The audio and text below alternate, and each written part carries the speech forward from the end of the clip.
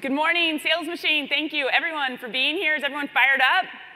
Woo, come on. All right, thanks to Frederick for sharing his personal experience, for sharing some really practical information that hopefully you can all take back to your office, for sharing some high kicks, which I sincerely appreciated.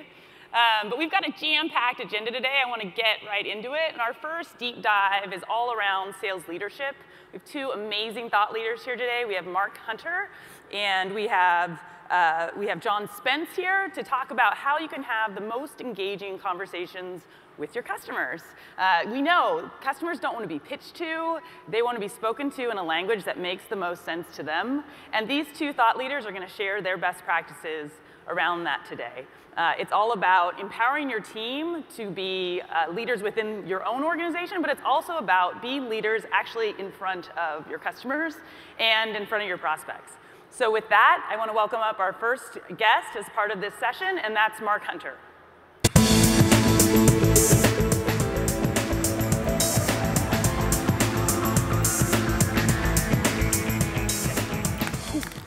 Leadership here. And when we talk about sales leadership, we're talking about the 5 non-negotiables. But before we get there, we got to stop and ask ourselves a simple question. What is leadership? What is sales? And I want you to think for just a moment about a top-performing salesperson. In the room right now, some of you are top-performing salespeople. You're at the top of the game, not just for today, but for this year, for last year, for the last 5 years. Well, let me tell you something. You got to that position because you're demonstrating leadership with your customers. You see, top-performing salespeople don't get there and stay there unless they demonstrate leadership. So what is the definition of leadership? The definition of leadership is very simply this. It's helping those around you see and achieve things that they didn't think were possible. Isn't that what you do in sales? That's what you do. Now, let's shift the paradigm. Let's go over to a leader. I don't care whether it's political, business, community, academia, whatever. What does a great leader do? The same thing. The great leader is one who helps others see and achieve what they didn't think were possible. Now, ask yourself this question. Are you doing that? Are you helping your customers? You see, in today's marketplace, if you're not, there's no place for you. There's no reason for you, because you will be replaced by an app if you haven't been already. Yeah. You see, the challenge we have is, how do we help take our customers to the next level? If you're a manager, and I hate the term manager, I hate it. We don't need no managers. We need leaders. Leaders are about leading people. Managers manage activities, leaders lead people. What do we do with our customers? We lead them. We lead them. So now let's look at this in the context. Let's look at this in the context of a salesperson. And I love this great expression here, here. C plus C equals O equals P. Now look at the last P. It says profit. I love profit. You should too. Never run from profit. You can't price what you sell high enough. The only reason you don't price it higher is because you haven't delivered enough value. Now let's start at the bottom of the stairs. The first C. The first C is continuity. What is your messaging to your customers? Now, hold it. You say, hey, we're on social media. That's how we create continuity with our customers. Well, let me tell you something. Social media without social community is social stupidity. Social media in and of itself is a waste of time unless you're creating a community and a connection. You see, social media lends you to social connection, which helps you avoid social stupidity. Now, that second C there is competence. You see, what's very interesting is, now think about this. The speaker we had up here before, Frederick, he's at the top of his game in the real estate marketplace. Why? Because he demonstrates continuity. He is out there in the real estate community, and he demonstrates competence because of the expertise he brings to his customers. You see, what's interesting is when you demonstrate that continuity and that competence, it gives you that ability to have confidence. Now, confidence goes both ways. Confidence goes to both the customer and to you. The more confident the customer is with you, the more confident you're going to be with them. And oh, by the way, guess what happens? When you have that level of confidence between the two of you, think about what happens. You listen better. You understand better. You find out what are the real critical needs. And it's at that point that we get to the opportunity. If you try to close a sale without truly understanding what the opportunity is, you will never achieve maximum value. In fact, you will achieve discount value. Because you only achieve maximum value when you truly get to understand what is the opportunity. And then after I have the opportunity, now I get to really understand and really get to leverage profit. Don't run from profit. Don't run from. Some of you have to run from profit. You know why? Because you're prospecting the wrong person. You see, you can't take a Walmart shopper and make them a Nordstrom customer. It's just not going to happen. You see, so what you got to do is you got to come back to your early pipeline and say, how do I change that first C plus C? Think about this for a moment. Now let's shift the gears. Let's shift and let's look at the other side of sales leadership. Let's look at it from the leader. What should the leader be doing? The leader's job is to develop strategic opportunities. Strategic opportunities. It is not to be a tactical closer. I see too many sales managers, and I hate that term, go in and what do? They attempt to close the sale. If you have both failed your job and your salesperson has failed their job. Second thing you've got to be doing is what are your multiple relationships? Too many of you have customers where you have a single relationship. Every sales call, every customer is minimally a carpool, and it really should be a minivan. And it really should be more than that. Third piece is focus on the customer's customer. Here's the measurement as to how well you know your customer's customer.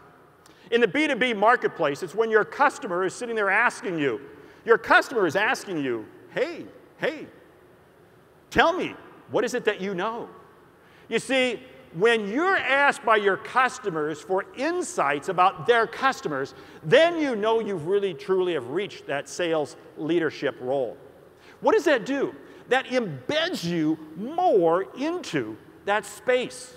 And when you're in that space, what does that do? It creates more opportunities. It allows you to create more strategic opportunities. You begin to see how this works. You see, we got to shift our role. Now, let me just ask you this question. What are the questions you're asking? Now, here's something interesting. I don't want to go into a customer and ask them questions that they don't know, but I know. And that's typically what salespeople do. They go in and they ask customers questions that they can't answer, but they can answer because it's the way it's going to make them look good. I'm so smart. Stupid! Your objective is to ask your customers questions that they can't answer and you can't answer. Now stop and think about that for a moment. When you're asking customers questions that they can't answer and you can't answer, what does that do? That creates the dialogue. That creates the discussion.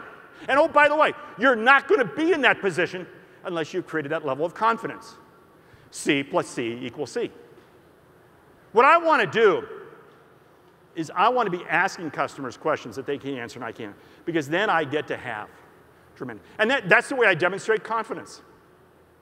You see, the higher the level of confidence I create, the more the customer will follow along with me. Stop and ask yourself this question. What is the level of competence that you show? The level of competence that you show is not the knowledge that you spout off. No, no, no. It is about the questions you ask. Simon Sinek wrote a whole book on that. It's the questions. You see, we spend too much time developing the presentation. We spend too much time developing what we're going to share with customers. No!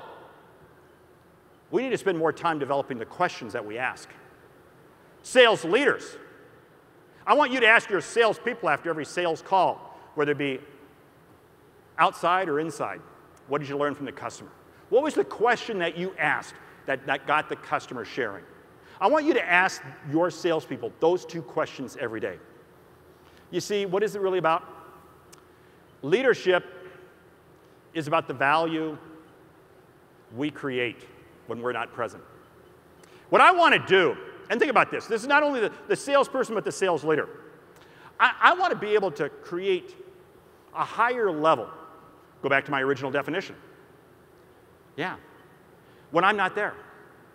Because when I have customers doing things, when I have the people I lead doing things, when I'm not around, then I know I've achieved that sales leadership role.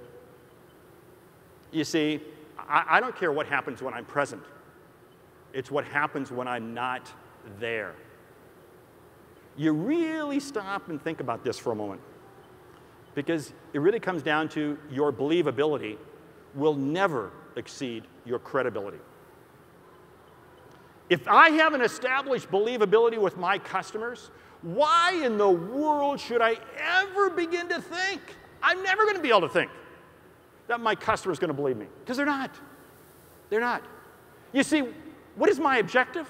My objective with every customer I meet, and oh, by the way, this is true for a leader, is to earn the right, the privilege, honor, and respect to be able to meet with that person again. When I earn the right, the privilege, honor, and respect to meet with that person again, what does that allow me to do? It allows me to have another discussion. See, because my goal each day is to influence and impact each person I come in contact with in a positive manner. And when I do, what have I done? I've created a greater opportunity for me and for the other person. With that, I got to bring up John Spence, my partner, because he's going to share with you 5 very specific things. I've already shared with you 12 or 13, but John's going to share with you more. John Spence, come on up. Thank you, sir. You bet. Thank you. Thank you. Morning, everybody. I want to thank you all very much for being here.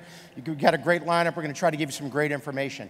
Mark just spent his entire time talking to you about how sales equals leadership. I'm going to share with you the other side, how leadership applies to sales. I've spent about the last 20 years of my life traveling about 200 days a year worldwide, working with some of the best and worst leaders you could possibly imagine, trying to learn everything I can about what to do and what not to do. And in that research and in that time, I've identified about 7 things that are core to be an extraordinary leader. I want to share 5 of them that I believe apply directly leadership to sales. So the first one is character. It's pretty simple. Tell the truth all the time. No truth, no honesty, no trust, no leadership, no sales. Great research study, 2 of my good colleagues, Koussis and Posner. 30-year research study, 4 continents, 2 million respondents. They asked them this question: what are the characteristics of a leader you would willingly follow? Not iconic leaders, but who do you want to be led by? 89% of the people worldwide had the exact same first answer: honesty. The single most important thing people look for in a leader, and unfortunately, not one of the things that everybody believes salespeople have. The next one, boom, is competence. And competence is a sort of a triad we're going to see here around building trust. And to me, trust is the foundation of being a truly superior salesperson. So when we talk about competence, especially in sales, and I've done a lot of training around consultative sales, I like to use this pyramid to describe it. At the bottom, if you're going to be, you got to have just good, solid, general business knowledge, what we call business acumen.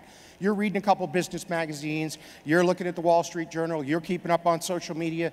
You've got a solid foundation of what's going on in the economy, what sort of trends there are. After that, you've got to be an expert, and I mean expert on your products and services. You got to know them down pat 99% of the time. If every now and then you say, I got to go back, talk to the office, I need to talk to one of our engineers, that's absolutely cool. But if you say that 3 or 4 times in a meeting, you have lost all credibility because you're just demonstrating you don't have competence. Next, you've got to be really good on your industry and your competition. You've got to understand how their products work, how they add value, how you differentiate yourself directly, how you compare on an apples to apples, apples to orange, apples to grapefruit way. And here's the interesting thing. These 3 levels get you no extra credit at all. This is expected. This does not add any additional value to the customer. If you can't do these 3 things, they're not going to meet with you, which is probably why 80% or 88% of senior managers at large companies say the single reason I will not meet with a salesperson is they waste my time, they add no value, they bring me no information that I didn't already know.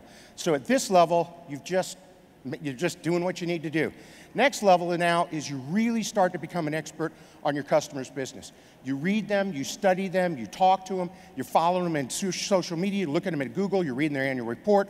You're becoming as expert as you humanly can on everything they do, how they run their business, how they make money, and then the next level is now knowing how do they work with their customers.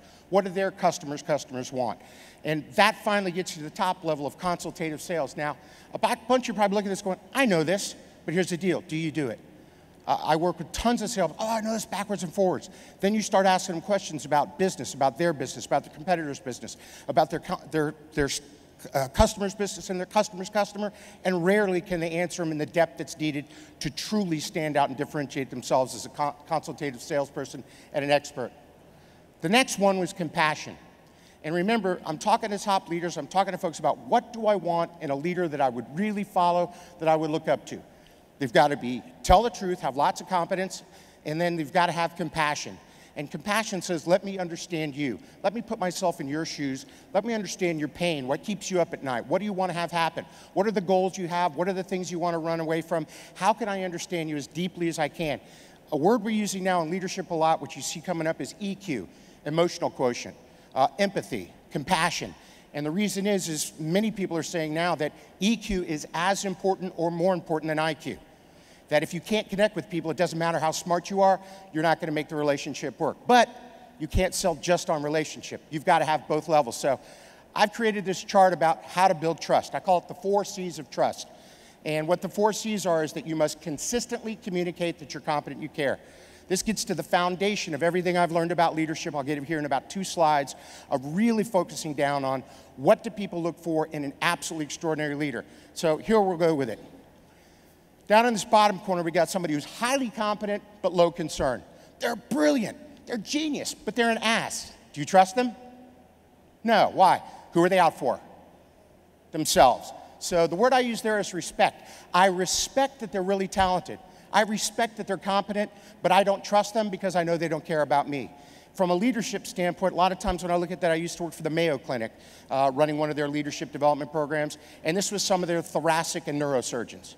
These are people that, basically take people's brains out of the head, juggle them around, put them back in there. They think that they're pretty close to God, and if God tried harder, he might be able to catch up with them. These are folks that are really good at what they do, but they don't necessarily have a great bedside manner. As a salesperson, this is somebody who's insanely talented. Man, they know the stuff inside and out. Can't make a personal connection, not close to the customer. The next one is distrust. Low competence, low concern. I'm incompetent and I don't care. Yeah, I work at the post office. Don't laugh, that's actually, I was working for the post office. I put this up, one of the guys goes, hey, that's us, we're incompetent, we don't care.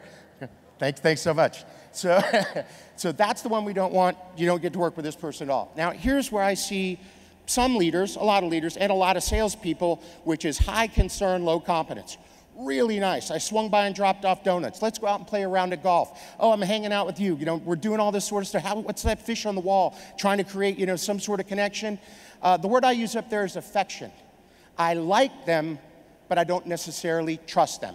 They're a nice person. I'd have them over to my house for a barbecue. I'd enjoy my time with them, but I don't really feel that they're going to be able to help me because they don't have enough competence. I live in Florida, which is sort of the South, and we have a saying for this. He's tried so hard, bless his heart, which means he's an idiot. And he doesn't know what he's doing. So I love you, but I don't trust you. So now we get to the highest level, which is high competence, high concern. High competence, high concern. I'm extremely good at what I do. I'm getting better every day. I'm constantly studying. I know all those things on that pyramid, and I'm doing it all because I want to serve you, help you, and support you. So let me take pretty much everything I've learned on leadership and also on high-level sales and boil it down to one key slide that I think summarizes all of this very nicely. I'm good at what I do, and I do it because I care about you. If every time you're in front of one of your customers, you show extreme competence, I'm getting better, I'm reading, I'm sharp, I'm smart, I'm studying, I'm trying to improve, and I'm doing it all to serve you, to help your business, to help you grow, to help you be more successful. If you do that all the time, you are absolutely building a strong level of trust. Couple of problems. How long does it take to build up that trust? Weeks, months, or years? How long does it take to lose it? Nanoseconds. This is one of the toughest things in leadership and in sales. When you look at these sort of things, like on the trust here, to give you an idea of the level of competence it takes, how many books do you think, well, put it in your mind, I won't ask the question to you all, but how many books do you think the average college graduate reads per year for self-improvement or business improvement, to get better at their job or better at their life per year after they graduate from college? The answer, what? Zero, you're close. 1 to 0.5, a half a book. The average business manager reads 1 book every 5 years. Now let me put this in context for you. If you were to read 1 book every other month, 6 books a year on sales, on leadership, on communication, on all the things that would make you a really great salesperson, 6 books a year, you'd be in the top 1% in the United States of America. If you read 1 book a month, 12 books a year, you're in the top 1% in the world, on the face of the earth. The bar is very low, and unfortunately not many people even trip over to walk over it. So making a dedication to lifelong learning, what I call personal Kaizen, consistent incremental improvement, showing up at events like this, building your network, doing everything you can. As a matter of fact, Tim Sanders is going to be here later today or tomorrow, and I think the book he wrote, Love is the Killer App, his first book, was one of the greatest books ever written. And I recommend it everywhere I go, because to me he sums up what it takes to really build trust and be a great leader, a great salesperson, or a great team leader. And he talks about it, and I sort of summarize it this way: 3 things it takes to build a world-class career. 3 things: knowledge, network, and love. Knowledge. You've got to be really, really bright, sharp, smart, and talented at something that's highly valuable in the marketplace. You've got to have skills, abilities, products, services, information, ideas that your customer finds exceedingly valuable. Otherwise, they won't spend any money on it. The N stands for network. The number of people you know, the bigger your network, the better. But the ones that I think are amazing are what I call hubs. People that, by the nature of who they are, that if they're really impressed with your knowledge, they don't tell a few people, they tell a few hundred or a few 100,000. Social media is awesome for this. I'll give you a quick example. When I wrote my last book, called Awesomely Simple, not plugging that, it was doing all right. It was okay. It was number 1131 on the Amazon bestsellers list. Not so hot. Then Guy Kawasaki was kind enough to read it and tweet it and said, wow, great book, I highly recommend it. I went from number 1131 on the bestsellers list to number 11 in 1 day and got back ordered for 4 weeks. That's the power of a hub. Why? He has 1.2 million Twitter followers, and he has a lot of social proof. They trust him. So that's a big idea about knowledge and network. The third one, the L, is love. And another way of saying it is love, honesty, compassion, concern, the things we're talking about here.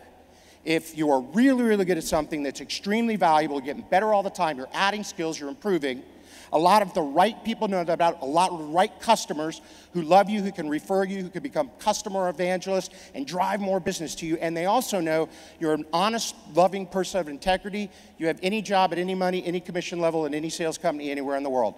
So the 3 questions have to be, what did I learn today? Who did I meet today? And did I live my values today? And if you get up and you focus on those 3 things every day as hard as you can, you will look up in a short time and you will distance yourself from everyone else in the industry. Simple to do, hard to apply.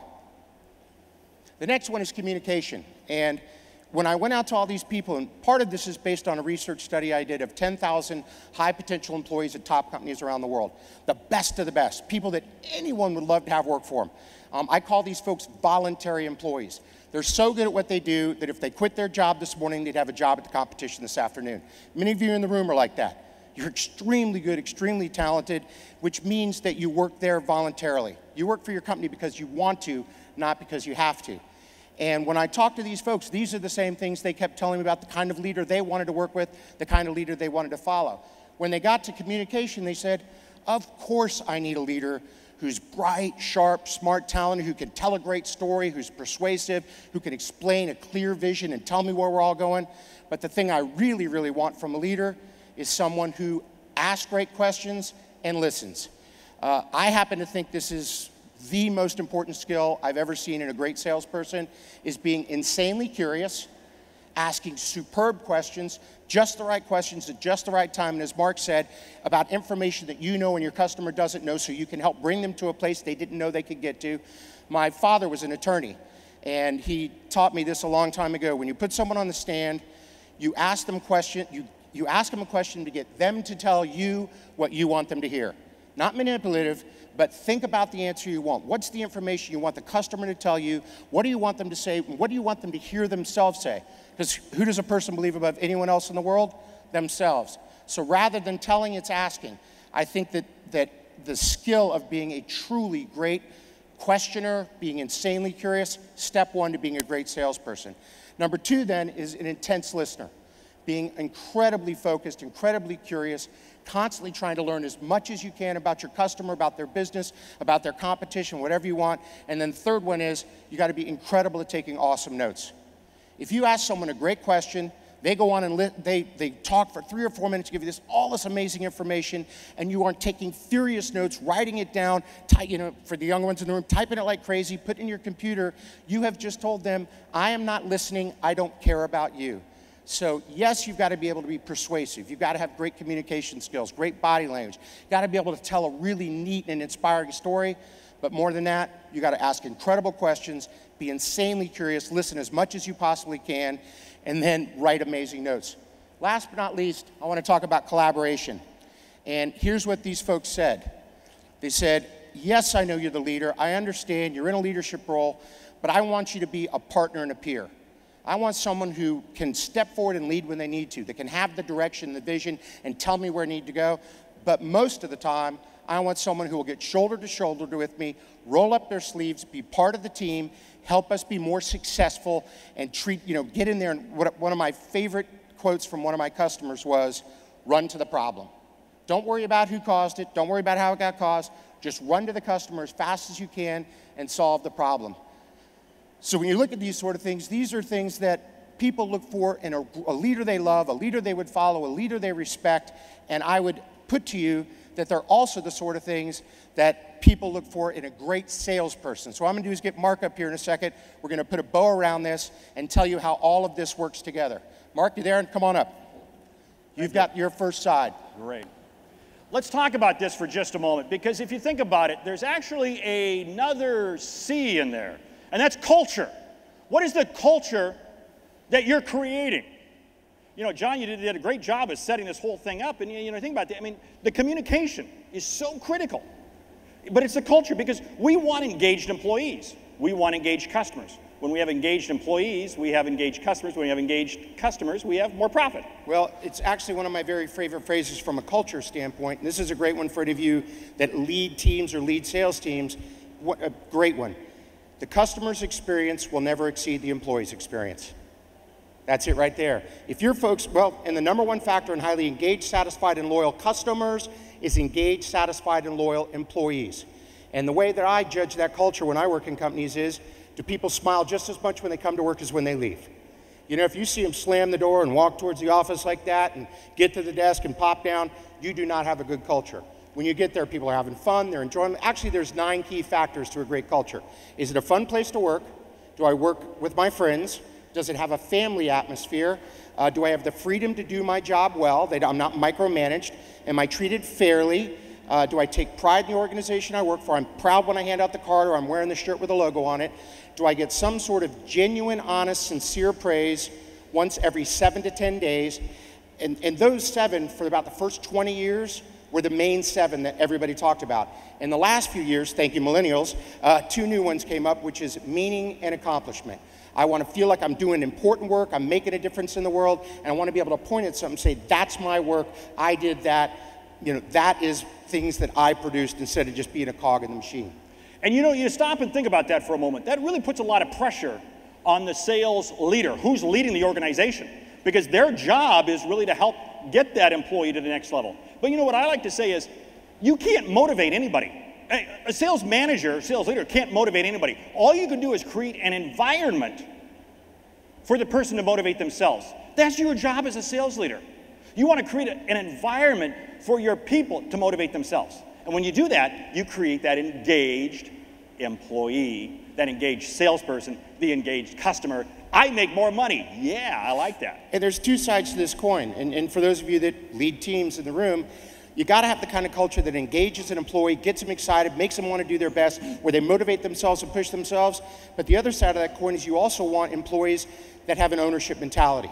You want the people on your team to treat the business, their part of the business, as if it were their own, and that where you have high levels of performance, of proactivity, of creativity, innovation, and especially accountability.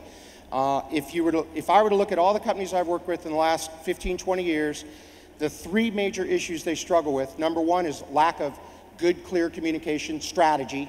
Number two is lack of courageous communication, not willing to tell the truth. But the third and the biggest one by far is lack of accountability and disciplined execution. There's plenty of people with great ideas, they're innovative, they got all kinds of strategies.